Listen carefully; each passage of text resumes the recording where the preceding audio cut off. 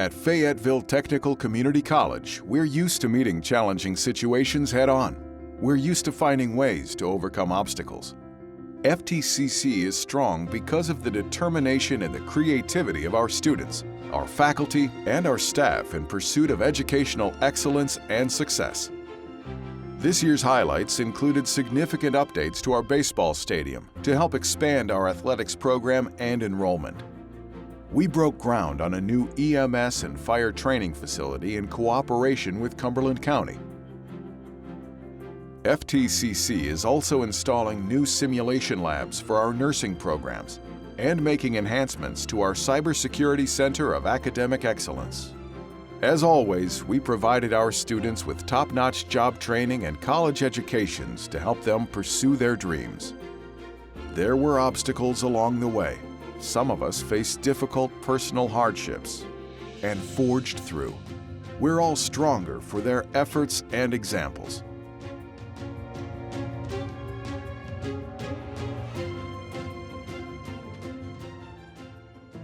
What I did in the military was I was a 92 Romeo, that's a parachute rigger.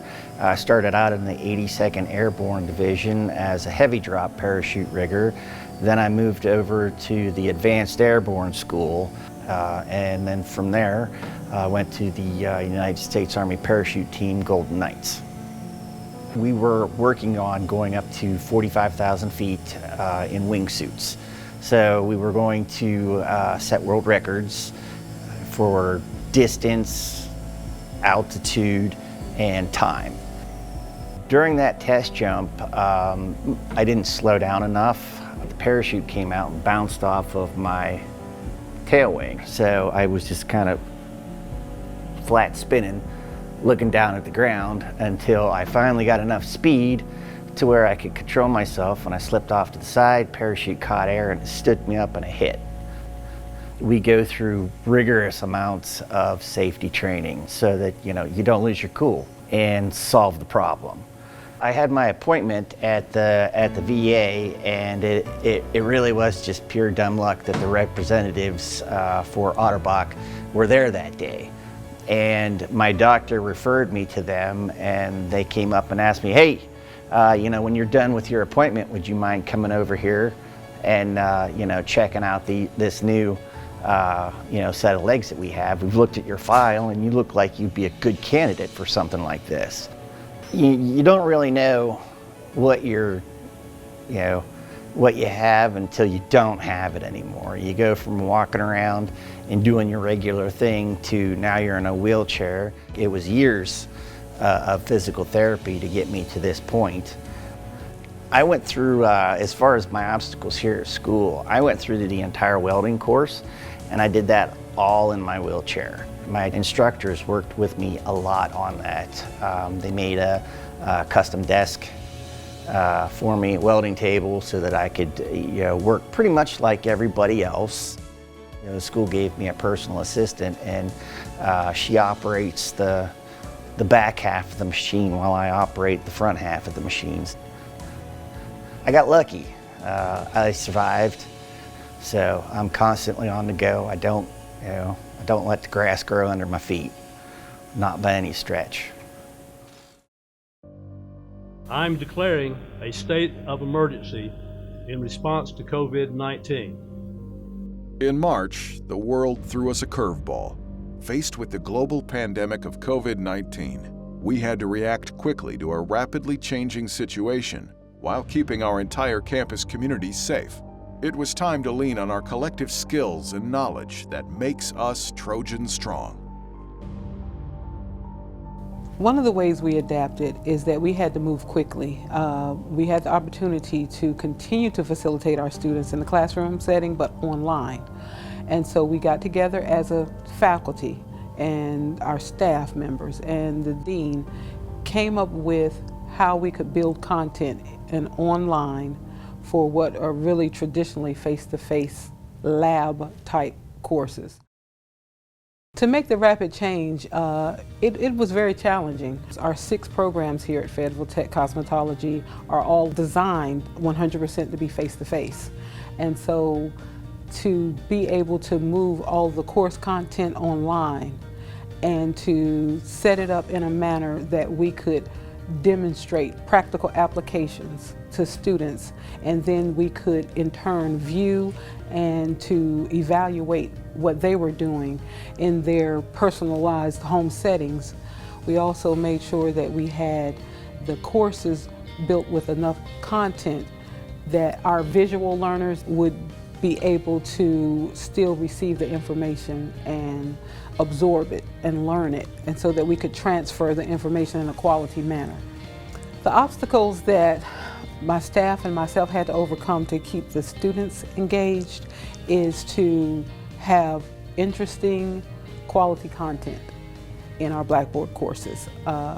We had to build content that we would typically be able to demonstrate in a face-to-face setting in a lab environment. And to do that, we utilized resources such as the video content that's offered by our curriculum providers, and we also filmed demonstrations of ourselves, and so that we could transfer the information to the student. To be able to reintroduce our students to the environment and following CDC guidelines, face coverings are required. The cleaning of all of our rooms and labs in and out is required, and as well as all of our programs have traditionally required the use of strict guidelines from our licensing agency, State Board of Cosmetic Arts, utilizing EPA disinfectants like barbicide, and we use many measures to make sure that our students are safe. Our ability to serve the community through our students was fully on display with our foundation. FTCC Foundation is the fundraising arm of the college. So what we do is we raise money to support student scholarships, book funds, funds for programs and services that support the mission of the college. But when COVID-19 hit, we had greater need than we ever have before. And so we very quickly tried to help our students. They would come to us and say that they lost their job, their spouse lost their job, they needed to put food on the table. So we were able to help them through the funds that we have to help pay car payments, pay their rent, pay for groceries, help them with that emergency need, and get them taken care of as quickly as possible. Because of that, we depleted our funds. And so we reached out to the FTCC family and the community and our board members, and we launched the Trojan Strong campaign, also in conjunction with Giving Tuesday, which is a worldwide campaign for philanthropy. And we were so overwhelmed with the response. We had almost 200 donors come back to us and give generously. I think they really wanted something that they could do during this very difficult time to help our students and feel really good about it. So we were able to raise money to continue to help our students and keep them in school and keep them on track with their studies, and so that they can graduate and go out and have successful careers. So I was sick again for about 3 weeks, right around when classes let out, and almost immediately, not just me being sick, I have a 3-year-old son who now can't go to daycare because we don't want to spread that around. And so my wife now has to stay home from work, and very quickly after she had the decision to stay home from work, her job was actually suspended and she ended up losing it.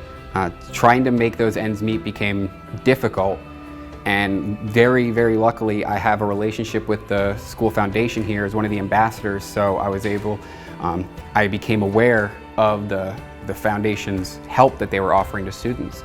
And so I was able to submit an application, and very quickly the foundation was able to offer me and my family support.